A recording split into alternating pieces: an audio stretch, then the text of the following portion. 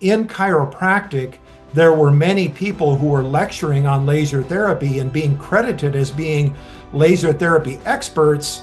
And Phil, the physics teacher, was sitting there, and I would be telling myself, if they were in my physics class, I would flunk them. Someone who's suffering from peripheral neuropathy, we describe it as their world is closing in on them, okay? Today, they may not be able to drive the car. Tomorrow, they may not be able to walk as much. Then they may not be able to play with their grandchildren. So it's a problem where their world is getting smaller. Welcome to Mastery Podcast, where entrepreneurs and experts uncover the truth about health, wealth, and personal mastery. I'm Dr. Sas, and together we dive deep into strategies that elevate your business and well-being beyond mainstream advice. Get ready for powerful stories, expert insights, and transformational knowledge. Laser therapy is revolutionizing healthcare, y'all, but with so many different options out there, it can be confusing to know what works best for you. Today, we are clearing up the confusion with an expert in the field, Dr. Phil Harrington. He's the medical director for Summus Laser and the leader in the Class 4 laser therapy. Dr. Phil has spent years working with doctors and healthcare providers to advance the science of laser therapy and educate practitioners on its benefit. And we are diving deep into the different types of laser therapy, what makes Class 4 laser therapy unique, and how it's helping patients worldwide with pain relief, inflammation, and recovery. And if you ever wonder about laser therapy and whether it's right for you, this episode is for you. Dr. Phil, welcome to the show. Dr. Sass, I'm so happy to be here. Thank you so much for the invitation to join you. I have very fond memories of when we met, when you came up to our booth at the A4M conference in Las Vegas, and we had such a wonderful chat then, a wonderful conversation about laser therapy, and I'm very happy, I'm very thrilled to be able to have a conversation with you to share this message of Class 4 laser therapy with your podcast subscribers. Thank you so much, Dr. Phil. Welcome to Mastery Podcast. And I remember that conversation too, and I'm so honored for you to be on this podcast. You're an amazing person, you know, in the laser arena, and I did some research on you. I was like, wow, Dr. Phil, he's big time. You've been everywhere. You've been educating healthcare providers everywhere around the world. You've been in Europe, in Switzerland, Germany, Malaysia, Thailand, and all those places. So I'm so honored that you're here. Thank you so much, Dr. Phil. Yes, you're welcome. I'm happy to be here. All right, well, let's jump right in. And I love our audience to get to know a little bit about you, more than just what I kind of introduce you. So let me ask you this question. What led you to specialize in laser therapy, and what excites you most about this field? Okay, well, I'll back up a little bit to my days of undergraduate college. When I entered, I went to Iowa State University in Ames, Iowa. And when I went into college, like many other 18-year-olds, I had no idea what I was going to do with my life. So I went into aerospace engineering for a while, and that just didn't quite fit with me. So then I went into physics. And I, even though I did not have a lot of physics in high school, there were a lot of things that just came, very easily to me when studying physics. And so I did graduate with a degree in physics, and I did teach high school math and physics in a town in southwestern Iowa for 3 years. And I loved doing that. It was fantastic. I still keep in touch with many of my former students. However, I also kind of had that sense that there was a little bit more that I needed to do with my life. And so I have an older brother. He's 10 years older than me, and he had been a math teacher, and then he got drawn into practicing chiropractic and went to Pulmonary College of Chiropractic in Davenport, Iowa. So I followed in his footsteps, went to Pulmonary College, graduated in 1996, and was in private practice in Iowa for 10 years. And so with therapeutic lasers, they were used overseas in Russia and European countries. They were used quite a bit more before they were used in the United States. So it was 2002 when the first therapeutic laser got FDA clearance, and then 2003 when the first class 4 therapeutic laser got FDA clearance. And for me, it was a real natural fit between my background in physics, my background in chiropractic, and being in active practice that I started to use therapeutic laser in my practice. And back in those days, we really had no idea how it worked. We couldn't explain it. We knew that we would turn the laser device on, shine it on the patient. The patient would feel better. We would notice signs of tissue healing and improved range of motion and things like that. But as far as being able to explain how that happened, back then we had no idea. So it's so fantastic that in the years between then and now that we've had so many top researchers around the world developing studies and looking at the mechanisms of laser therapy. So now we can pretty adequately explain how it works. So yes, I was in practice for 10 years. And then also at that time, I felt there was still just a little bit more. And part of my frustration came about because in chiropractic, there were many people who were lecturing on laser therapy and being credited as being laser therapy experts. And Phil, the physics teacher, was sitting there, and I would be telling myself, if they were in my physics class, I would flunk them because they were really, and how that came about, whether they were making honest mistakes or whether they were being misled by manufacturers or whatever the reason was, they were just not using good science. So that motivated me to explore things a little bit further, and I was introduced to the founder of the company that I work for now. And so I've been in this role for 17 years, being the medical director for Summus Medical Laser. So it's been kind of a natural progression. And as I always love to say, I have not worked a day of my life in the last 17 years because I truly am doing what I love. Nice. Do what you love and love what you do, right? Yes. I'm happy for you that you found that passion and you are really helping a lot of people because now they have choices, right? Not just medication. And I saw one of your interview with a gentleman. I think he's the one who had lungs issue, and you were saying something about perhaps it was that episode when back then when they do the laser treatment, whatever, when they do the laser as a cut, and around the cut is where the tissue get healed, and that's how laser therapy come about. Is that correct?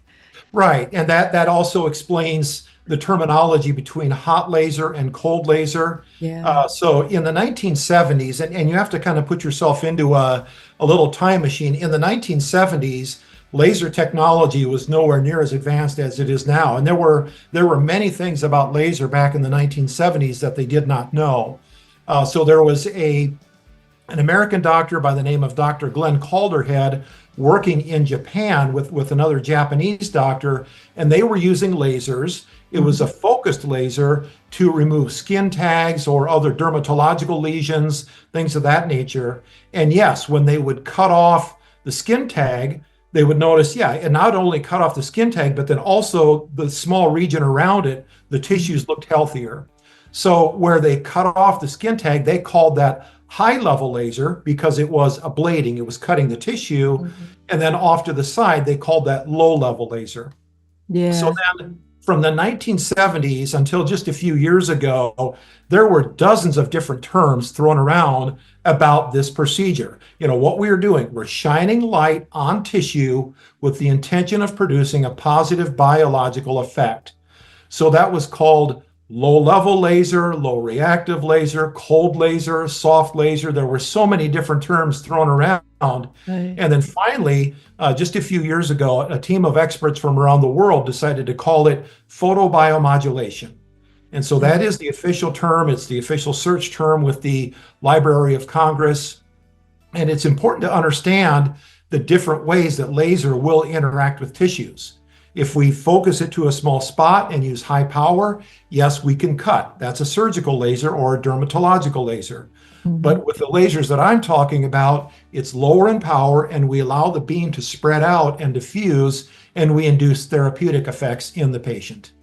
Beautiful. I think I experienced the laser. I had this like skin tag on my neck, and I went to the dermatology, and that's the type of laser that I was exposed to. And then when I went to A4M, and then all this buzzword, with laser, the LED light, and all this stuff, I was like, what the heck? I pretty much got confused, Right. and and I'm sure a lot of people have. Can you explain the key difference between the lead therapy and the class 4 therapy that you're talking about, that we treat, different symptoms with?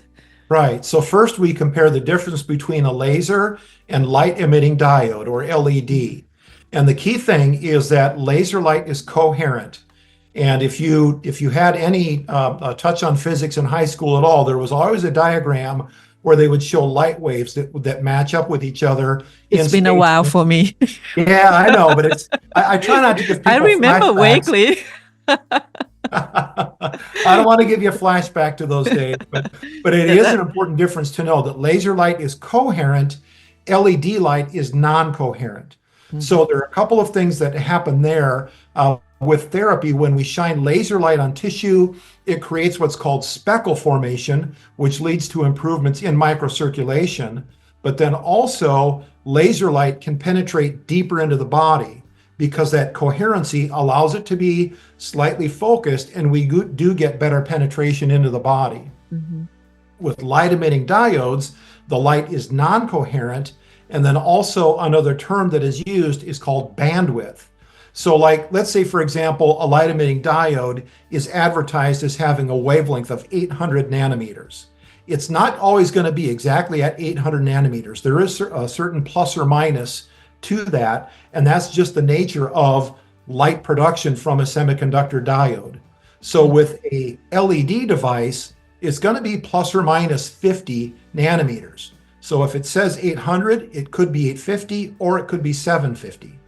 Whereas with a laser device, it has a tighter tolerance. It's typically plus or minus 10 nanometers. So a laser has a tighter bandwidth. If it's advertised as 800, it'll be either 810 or 790. And that's important because it gets into when we talk about the mechanism of action for laser, there are different components inside of our bodies that will absorb those photons of light. And after all, that's what we want to do. Here's the cell, here comes a happy photon of light. We want that photon to be absorbed by the cell. And so that tight bandwidth of the laser makes it more specific for the different chromophores in the body so that our clinical outcomes with the laser will be better. Now, I do know there's lots of buzz on social media and social influencers, and you see a lot of different types of red light therapy, and you've got these different pads and different masks and things of that nature.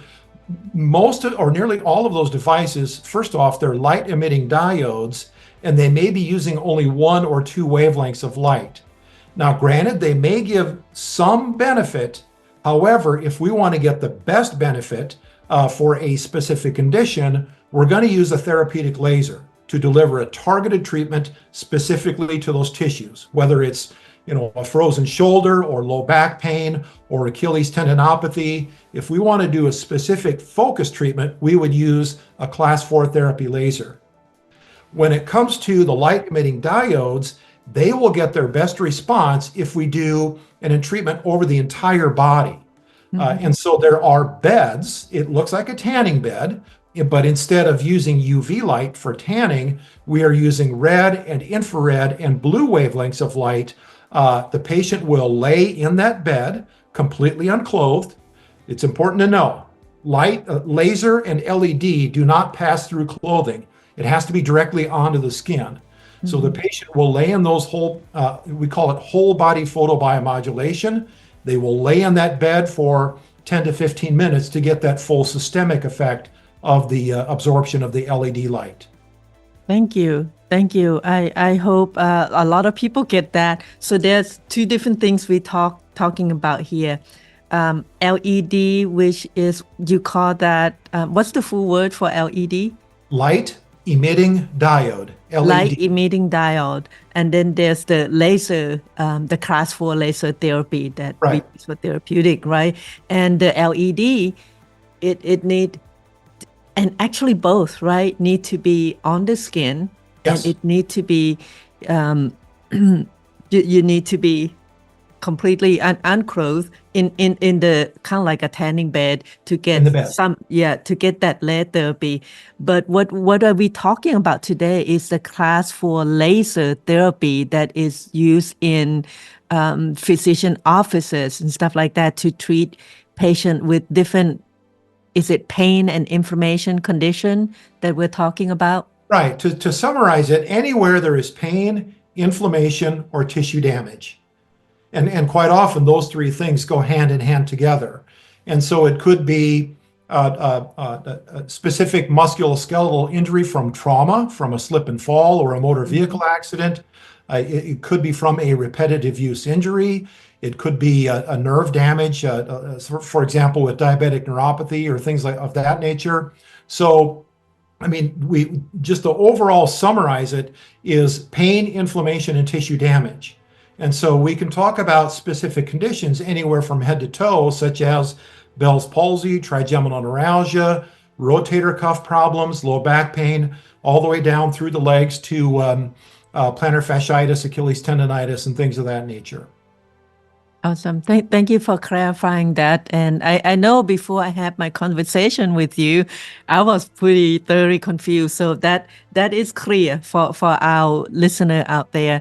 There are different type of laser therapy. And if you're looking for pain and inflammation and relief, stuff like that, and we don't want to make any claim. Right. Yeah. On this episode, definitely check with your medical provider and go from there.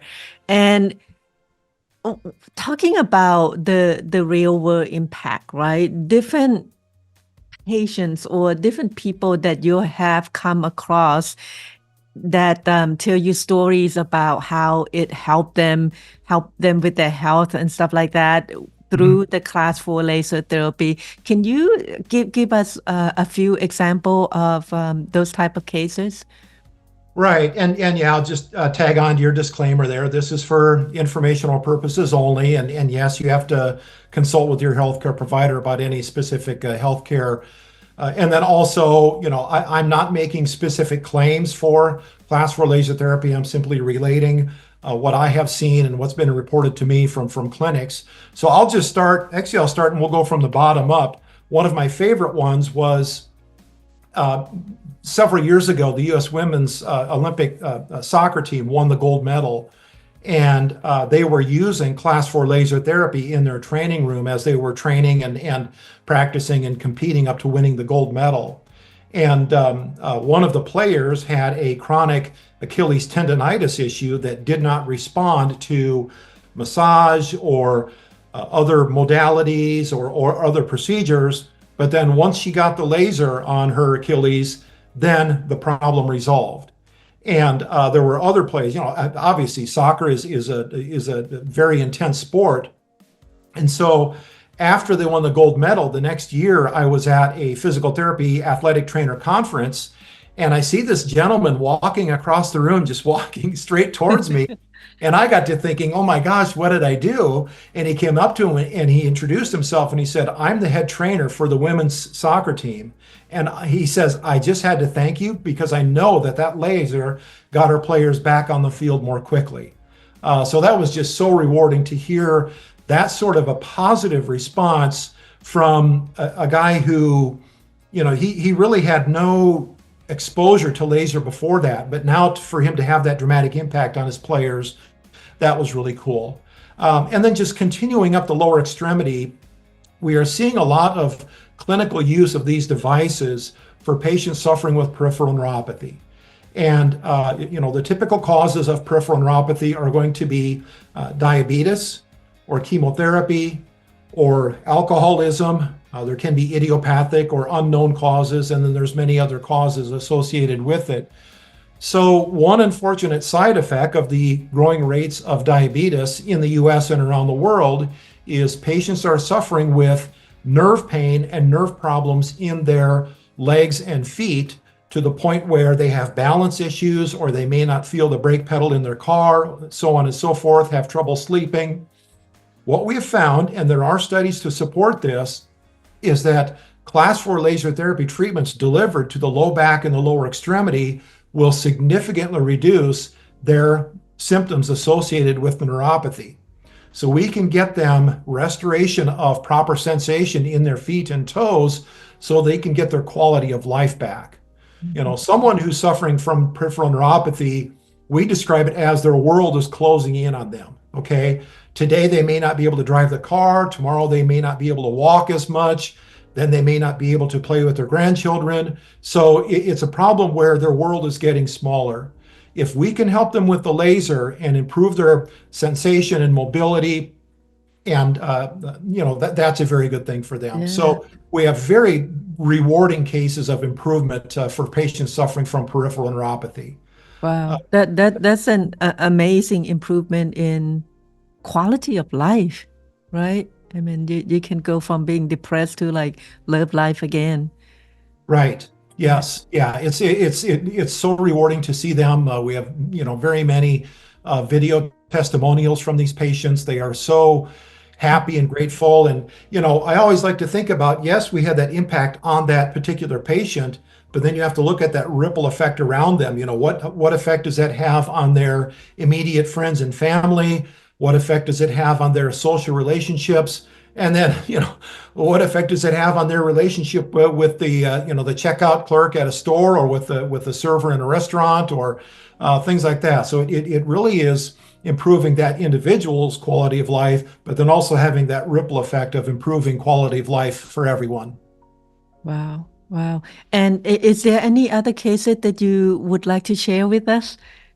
Well, you mentioned the lung situation, and that's an interesting story, because before it all happened, we had no idea. First off, I was not aware of anyone that was treated with that particular condition, but then also it was very interesting to see the outcome. So what happened is, 11 years ago, in 2014, there was a chiropractor by the name of Dr. Andy Hall from California who was diagnosed with idiopathic pulmonary fibrosis. Mm-hmm. If you're not familiar with that condition, in your lungs, we have these little tiny sacs that have real thin walls, and that's where the oxygen and carbon dioxide are exchanged in our lungs. In this condition, there is an overgrowth of scar tissue that leads to a very gradual decrease in the ability to exchange oxygen and carbon dioxide, and therefore their quality of life just gradually drops, and typically the mortality is within 5 years. So at that time, no one had any idea if laser would have any effect on it. So thankfully, Dr. Andy said, I've got nothing to lose. I'll try the laser on myself. So he had his own laser in his chiropractic clinic. He started to laser himself. And then when he went back for follow-up tests with his pulmonary function doctors, they would notice that his pulmonary function tests would be improving. And they were like, what are you doing? This doesn't happen with this condition. People only steadily decline, and here Dr. Hall was improving. And so what we now know is that therapeutic laser, once we get that light into the lung tissue, it is able to modulate that inflammatory response so that we can dramatically slow down or even stop the production of that abnormal scar tissue in the lungs. So the good news is that Dr. Hall is still alive today, 10 years later after his diagnosis, mm-hmm. but then he has also shared the message of laser therapy for lung conditions with many patients, social media and different support groups online. So I have heard from doctors all around the world managing patients with various lung conditions. Now, I have to be very specific here. We can't prove that laser will definitely help any specific lung patient. However, there are enough patients from across the country and around the world that it should be looked at as a potential treatment for various lung conditions. We have to remember these laser treatments are using red and infrared light, which is non-ionizing and very safe. The treatments are completely non-invasive. It's a very soothing, comforting feeling. So there are really no adverse events or no side effects associated with the laser treatment, but then the potential upside for the lung conditions is very, very positive. And so we have a gentleman by the name of Mr. Lee Fogel, who is a former Ironman triathlete. And actually, part of my reading this morning, I'm almost done with his book. And Dr. Fogel has received class 4 laser therapy treatments for his lungs. But what I love about his book is that he outlines everything that he did in his entire journey with suffering from this lung condition. And what I like the best about Mr. Fogel's approach, and this is going to be a part of my message going forwards, is that patients have to be active in their care. They have to be active participants. You know, too often, if you go to a medical doctor and get prescribed a pharmaceutical for a particular condition, you go, you get the pill, you go to the pharmacy, you take that, whatever that drug is, and then you go sit on the couch and watch TV. Well, you know, being that passive is really not, that's not healthcare, all right? So I love Mr. Fogel's book, and I'm going to recommend that book to anyone, not just with lung conditions, but just in general, just to emphasize that patients, when you're dealing with something, you have to be an active participant in your care. And I just love Mr. Fogel's book because it shows, you know, he was using goal setting and visualization and metrics. He was always measuring different outcome measures with himself. And so it really is quite a story. But again, yes, laser was part of Mr. Fogel's recovery also. Wow, that's an amazing story. And what's the name of that book, Dr. Phil? His book is A Matter of Life and Breath. A Matter of Life and Breath. Yes, and it's Lee Fogel, Fogle. Awesome. Yeah. We'll make sure we put a link in the description below so they can Amazon it or he's got wherever they want to buy. Yeah, he's got paperback. I've got it on my Kindle. It's a wonderful book. Highly recommended. Awesome. Thank you for that story, Dr. Phil. That was amazing story. And I want to kind of piggyback on what you mentioned about how an individual need to be active in their healthcare journey, right? It's not like your doctor prescribe you one thing or your chiropractor prescribe you one thing and you're going to be completely healed. It's the whole holistic approach, right? Your mindset, what you eat and what you feed your brain every day. You know, if it's negative, then your body will react to those negativity. So I appreciate that comment a lot. And y'all listening or watching us, take that advice, please. Be an active person in your care. And if you are watching this channel and if you are watching this episode, you are an active, you're taking an active role in your healthcare. So I want to congratulate you on that.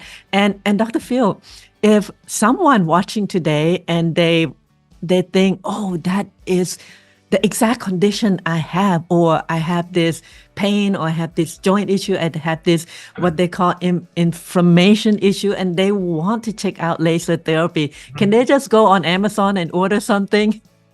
Oh, that's a good question. Yeah. So the devices that I'm talking about, the class 4 therapeutic lasers, they are regulated as a prescription medical device. So a provider of class 4 laser therapy must be a licensed healthcare provider.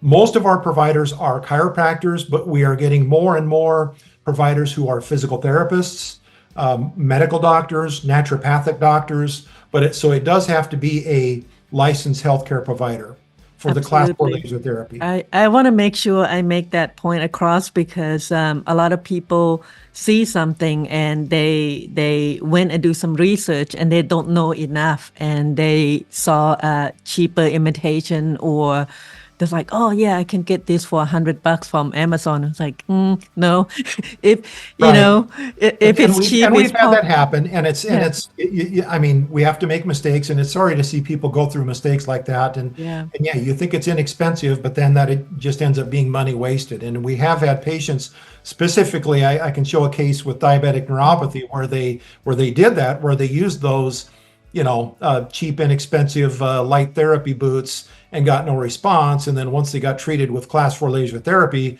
they had near complete reduction of their symptoms. So yes, there is a difference. Yeah, definitely. You're listen to Dr. Phil and go to the professionals. And where can people find the chiropractor or practitioner in the area that they live in?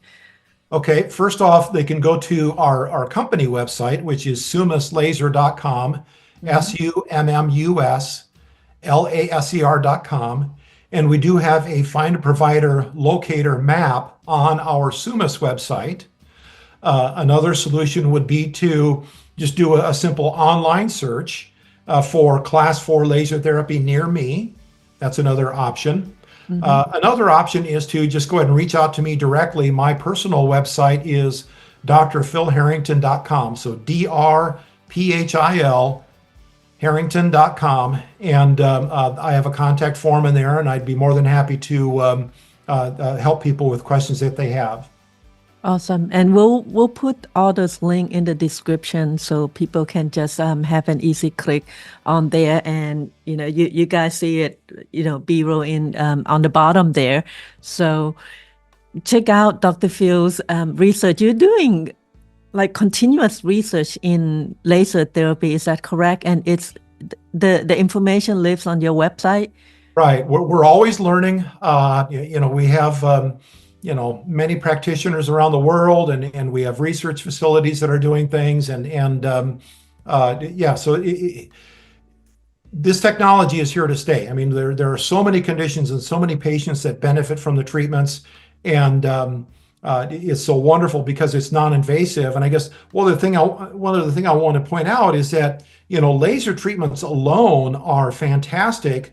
But what we are finding is that when they are used together with other modalities or other treatment techniques or procedures, that they work very well together. So a beautiful thing about laser therapy is that it works well together with whatever the healthcare provider is doing in their office now. So for example, there's a lot of discussion these days about restorative or regenerative medicine procedures with stem cells or PRP. Laser therapy works very well together with those procedures, as well as chiropractic adjustment techniques or physical therapy procedures or spinal decompression. Laser provides synergistic effects with all of those things. So it really is very, very beneficial. Awesome. Thank you so much, Dr. Phil. Is there any final messages that you want to give our viewer and our listener about laser therapy? So I'll just go back to my website if anyone have questions that they want to check out, and then I have links to my social media, my Facebook and Instagram feeds from my website. And if someone is hesitant at all, I realize that the term laser might be there might have a little bit of a fear factor associated with it, or you might be a little bit scared or thinking that the laser is going to cut or cause problems. I want to reassure you, when I was in my chiropractic office, I would have patients that would fall asleep on the table because the treatments are so soothing and relaxing. So I want to reassure you, these treatments are completely non-invasive, have no side effects, yet have a tremendous upside when it comes with the possibility of helping with pain, inflammation, and tissue damage. Awesome. Thank you so much, Dr. Phil, for sharing your expertise. It's exciting to know that people have options and a real non-invasive options when it comes to their pain relief, their healing, their recovery, and their health in general. And if you want to know more about laser therapy, visit Dr. Phil's website. We put the link in the description. And if you're looking for a provider near you, check out the Summus Laser website, the locator the physician locator on their website, and we'll put the link below too. And as always, if you found this conversation valuable, be sure to like, share, and subscribe for more insights. Thanks for watching, and we'll see you in the next episode. Thank you so much, Dr. Phil. Thank you, Dr. Sass. Have a good day. Thank you, you too.